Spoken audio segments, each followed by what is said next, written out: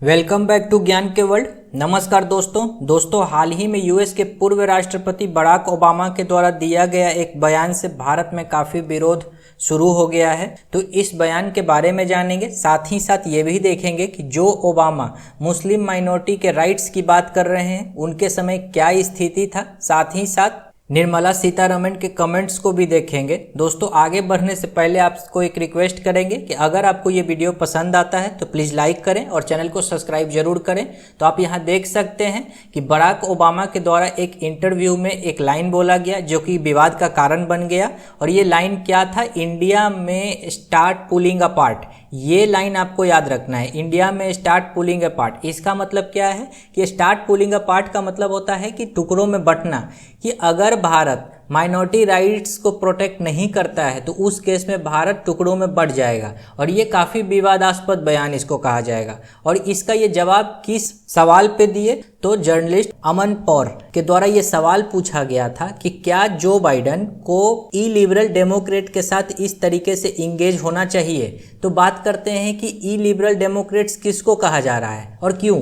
तो देखिए, जो बाइडन और ओबामा दोनों ही एक ही पार्टी से हैं। और आपको बता दें कि जब बराक ओबामा प्रेसिडेंट थे तो उस समय जो बाइडन जो है वो वाइस प्रेसिडेंट थे, और दोनों ही जो है वो डेमोक्रेट पार्टी से हैं। और जो डोनाल्ड ट्रंप हैं वो रिपब्लिकन पार्टी से हैं। तो जो डेमोक्रेट है उसका जो विचारधारा है वो लिबरल है, वहीं डोनाल्ड ट्रंप का जो रिपब्लिकन पार्टी है इसका विचारधारा कंजर्वेटिव है। तो ध्यान देने वाली बात यह है कि जहां बाइडेन का विचारधारा लिबरल है वहीं मोदी जी को राइट विंग लीडर माना जाता है। क्यों? क्योंकि ये हिंदुत्व की राजनीति के बारे में जाना जाता है कि जो भी बीजेपी के लीडर हैं वो हिंदुत्व की राजनीति करते हैं। और यही कारण है कि इनको ई लिबरल शब्द से संबोधित किया गया है। और ये सारा विवाद तब उत्पन्न हुआ जब मोदी जी अमेरिका के यात्रा पर थे, और उसी समय ये सारा विवाद उत्पन्न हुआ। और जो अमन पौर है उनके द्वारा रेफर किया गया बिना मोदी जी का नाम लिए हुए कि ये जो है threat to democracy from so called ई लिबरल डेमोक्रेट, कि अगर जो बाइडन ई लिबरल डेमोक्रेट्स के साथ इस तरीके से इंगेजमेंट बढ़ाएंगे तो जो अमेरिका का डेमोक्रेसी है उस पर खतरा आ जाएगा। तो ये था पूरा विवाद। अब देखते हैं कि जो बराक ओबामा ये कहते हैं कि हिंदू मेजोरिटी कंट्री में मुस्लिम राइट्स का रक्षा होना जरूरी है, तो उनके समय में क्या स्थिति था। तो आप यहाँ देख सकते हैं कि एक न्यूयॉर्क बेस्ड थिंक टैंक है, उसके द्वारा एक रिपोर्ट पब्लिश किया गया था और उसमें ये बताया गया था कि केवल 2016 में अराउंड 26,000 जो है 7 देशों के ऊपर बॉम्बिंग किया गया था, इंक्लूडिंग पाकिस्तान। इसमें देश कौन कौन सा था? Syria, Iraq, Afghanistan, Libya, Yemen, Somalia और पाकिस्तान था। और ये बॉम्ब का आप संख्या देख सकते हैं, सब 12,000 का अराउंड ये पाकिस्तान के ऊपर 3 बॉम्ब डाला गया था।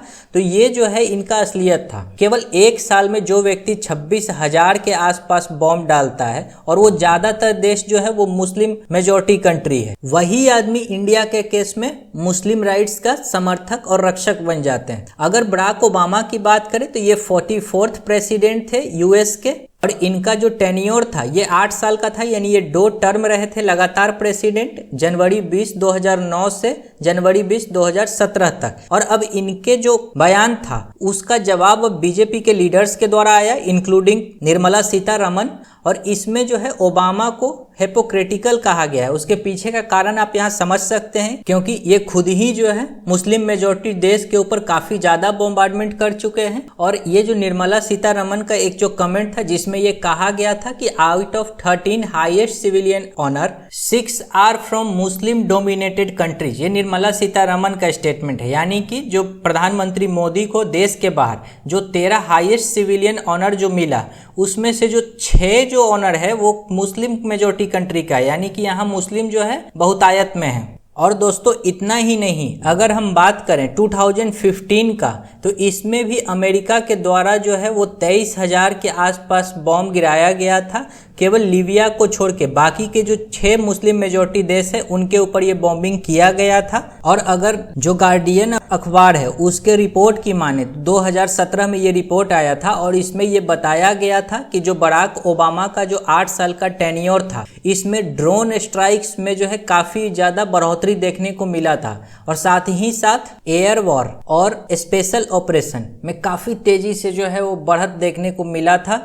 इतना ही नहीं, एक London based non profit news organisation है ब्यूरो ऑफ इन्वेस्टिगेटिव जर्नलिज्म, उसके द्वारा ये बताया गया कि ओबामा के समय में targeting 3 country that is Pakistan, Somalia और यमन में जो है ड्रोन स्ट्राइक्स की अगर हम बात करें तो 563 के आसपास ऑथराइज्ड स्ट्राइक हुए थे और जिसमें 384 से 807 सिविलियंस का भी डेथ हो गया था इन कंट्रीज में ड्रोन अटैक्स के बाद। तो आप समझ सकते हैं कि बराक ओबामा किस प्रकार का मानसिकता रखते थे।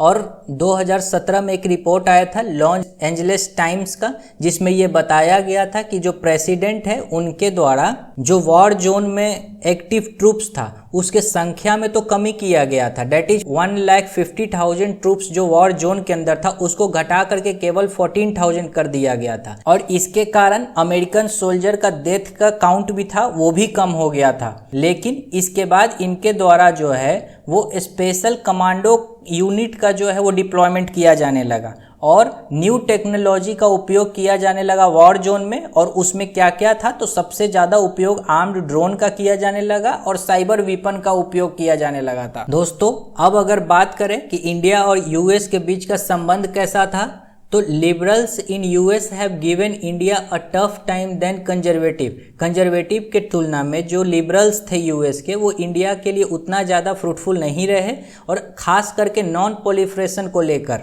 मैंने पिछले ही वीडियो में आपको बताया था नॉन प्रोलिफरेशन क्या होता है। और इतना ही नहीं, जो बराक ओबामा थे वो इंडिया पाकिस्तान डिस्प्यूट के में भी जो है काफ़ी ज़्यादा इंटरेस्टेड रहते थे, जो कि कहीं ना कहीं लाइन पार करने जैसा था। क्योंकि इंडिया जो है किसी भी थर्ड नेशन को इंडिया पाकिस्तान डिस्प्यूट में शामिल करने का काफ़ी विरोधी है।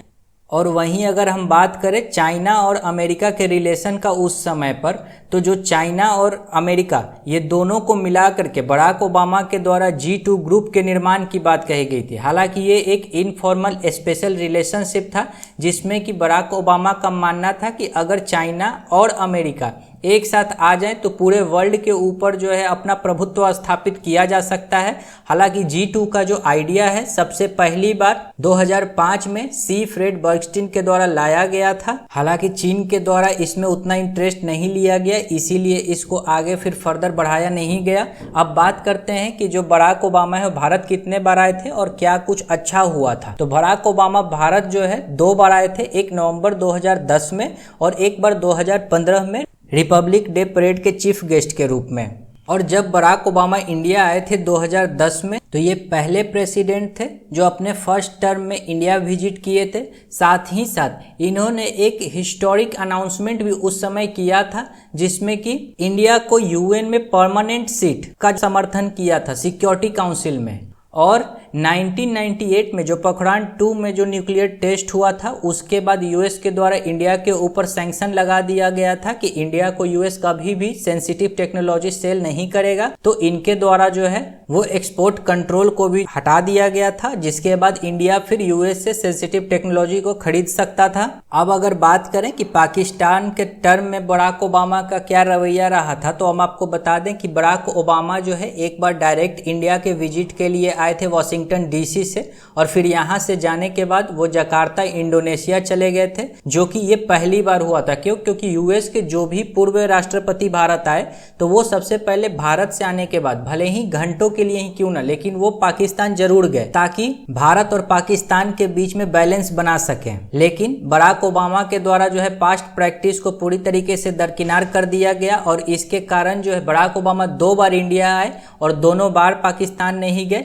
इनफैक्ट ये अपने पूरे टेन्योर में कभी भी पाकिस्तान गए ही नहीं। वहीं अगर अमेरिका के कुछ पूर्व राष्ट्रपति की बात करें तो वर्ष 2000 में भारत के जो है लंबा यात्रा के बाद जो प्रेसिडेंट बिल क्लिंटन थे वो कुछ घंटों के लिए पाकिस्तान जरूर गए थे। और फिर 2008 में जॉर्ज डब्ल्यू बुश भी वो इंडिया टूर के बाद पाकिस्तान गए थे। इस विजिट को बैलेंस विजिट के रूप में देखा जाता था। तो आज के वीडियो के लिए बस इतना ही। आई होप आपको पसंद आया हो। अगर पसंद आया है तो वीडियो को लाइक और चैनल को सब्सक्राइब जरूर करिए। धन्यवाद।